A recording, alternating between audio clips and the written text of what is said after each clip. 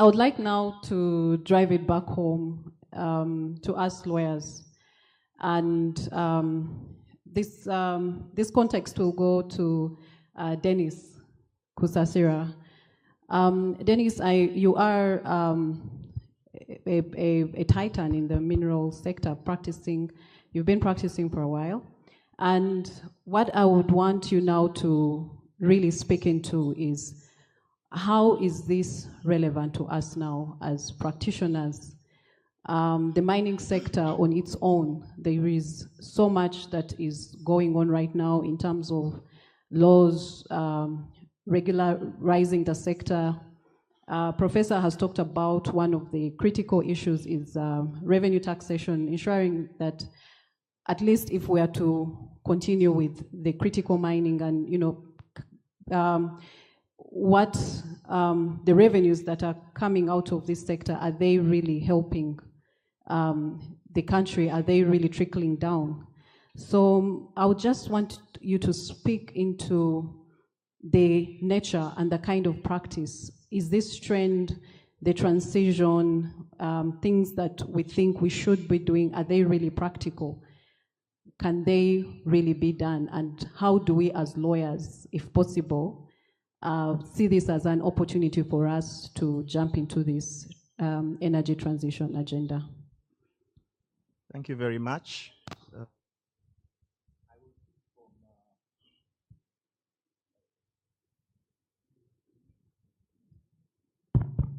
I'll pick from Professor Nalole and bring it home to what for us Ugandan lawyers want to know. After all this is said, what is in it for us?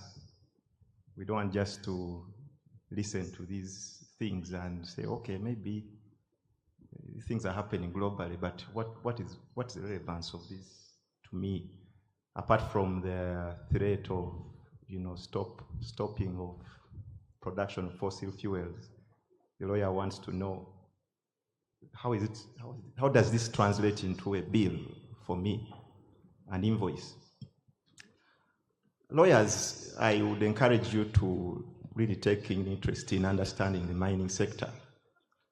Lawyers rarely, think about tapping into this rather very interesting sector, but I will tell you that lawyers have been associated with the mining sector since 1931. If you read, I think the Uganda Journal, 1940 or something, the first gold export license was taken out from Chigezi area by Hunter, who started the Hunter and Gregg farm. He was so keen on practicing law in that area. And since then, I think lawyers have not been really interested in this kind of practice. But to link this energy transition debate for lawyers, and I'm going to emphasize mining sector, because when we talk about climate change, energy transition, we are talking about things such as adaptation and resilience. A lawyer who has been practicing the oil and gas sector, and that sector is under threat, if at all, how does he then become resilient and remain relevant?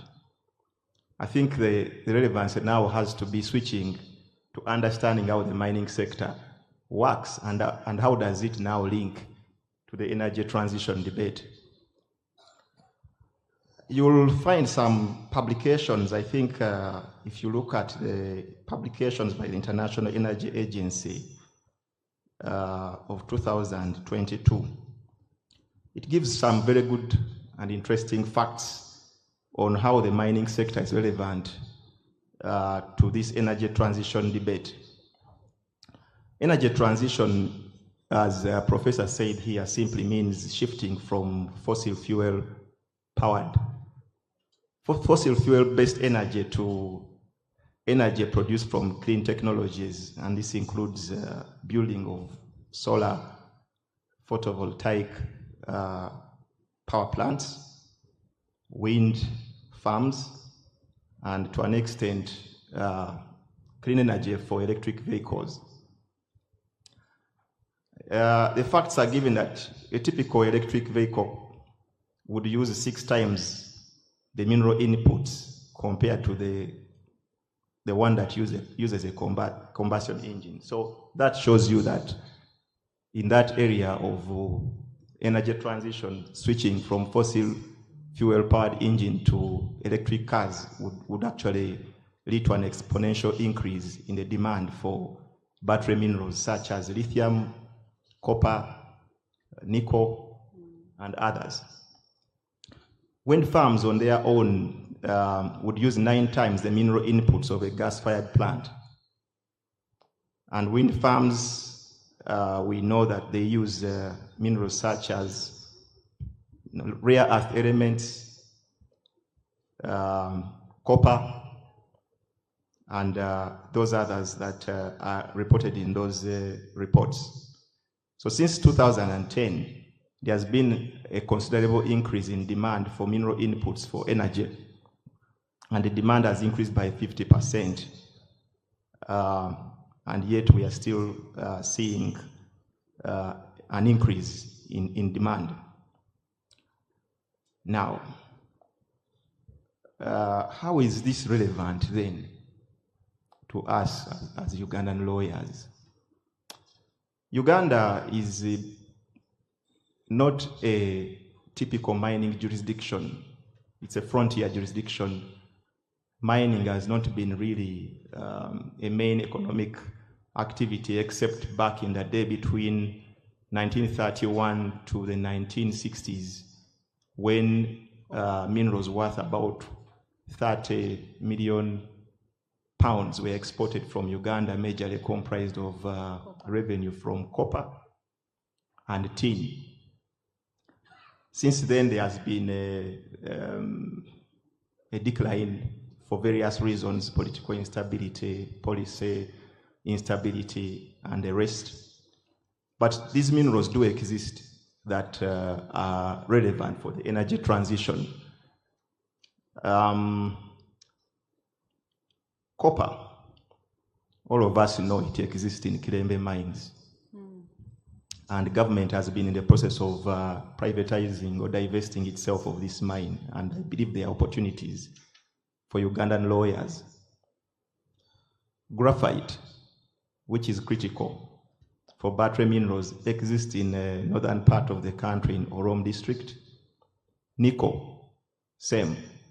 Tin in western Uganda. Lithium in the Kigezi area.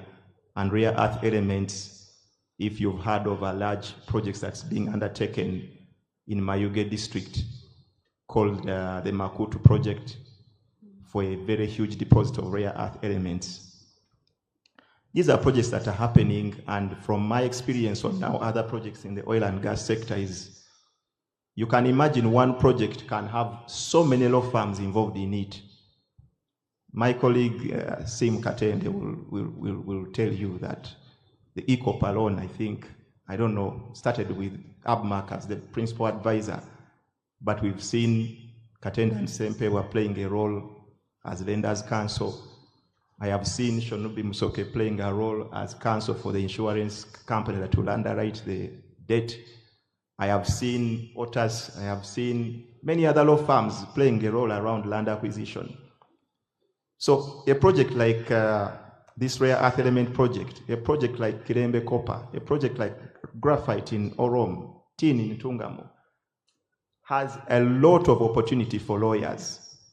So I want to conclude by saying that there is no doubt in the energy transition debate, mining is going to be the key, because production of, building of technologies that produce clean energy requires actually mineral inputs more than ever before.